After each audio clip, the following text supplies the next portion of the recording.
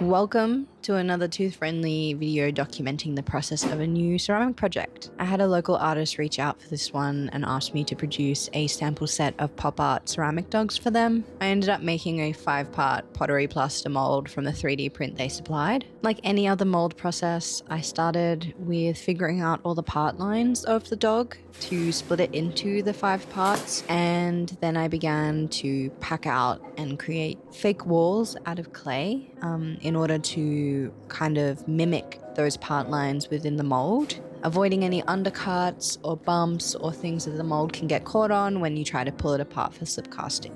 Once I had finished creating those replica walls, I cleaned up the 3D print to remove any imperfections or leftover clay.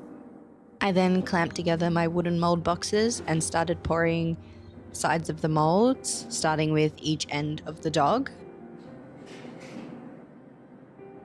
I waited to pull apart the mold box once the sides of the plaster had already set. Once that was done, I started to carve out the little nubs of a mold, essentially where the parts of the molds fit together and lock into place so that when you're slip casting, it doesn't move around. And then I began to remove the clay from the next section of the mold that I would be looking to pour, which was the top section of the underneath of the dog.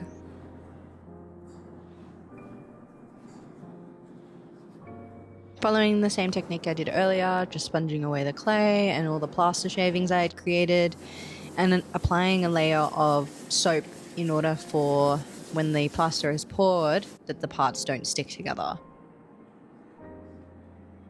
Once that top part was poured, I pulled the mold box apart again.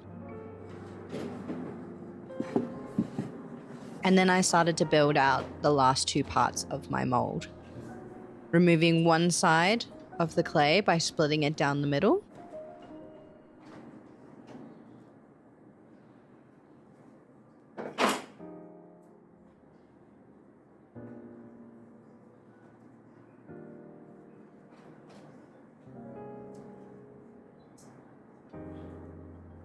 And cleaned up the walls with my pottery tools to ensure that they were flat and smooth and met each other quite nicely.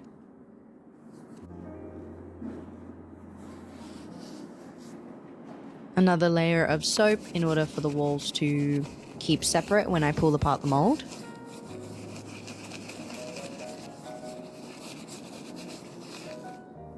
Pouring the 4th part of the mold.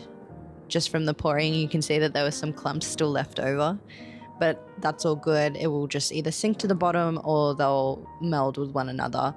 As long as it doesn't stick to the actual 3D print, it's all good. As you can start to tell, the parts of the molds are actually quite disjointed and kind of slapped together. I was, with this mold, kind of just pouring each part of the mold and seeing how it would all fit together in the end, because I hadn't worked with a shape like this before.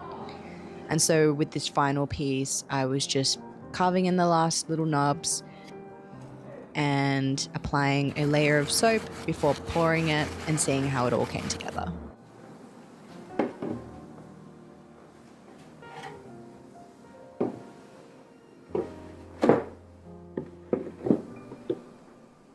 As you can see from the disjointed walls, I had to kind of build out a clay wall even within my wooden clamped box in order to ensure that the sides were really smooth, there was no leaking, and that the whole mold actually fit together quite nicely. Once everything was set, I started to pull a mold apart.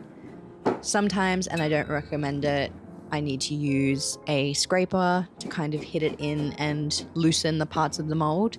It just depends on how long the molds had to dry or whether or not the 3D print has kind of stuck to the inside of the mold, either from the moisture or the putty spray that I have used.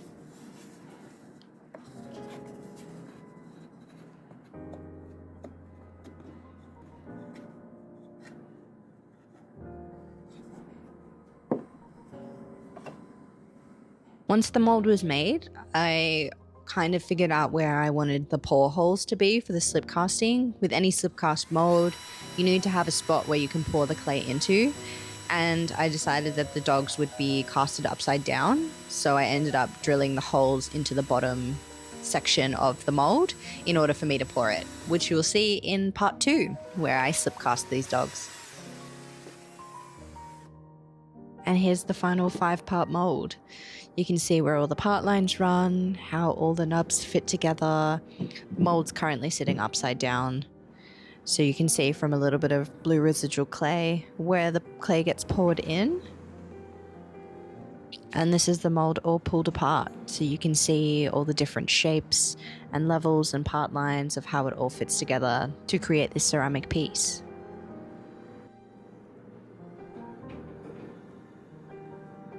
Join me next month when I use this mold to slipcast.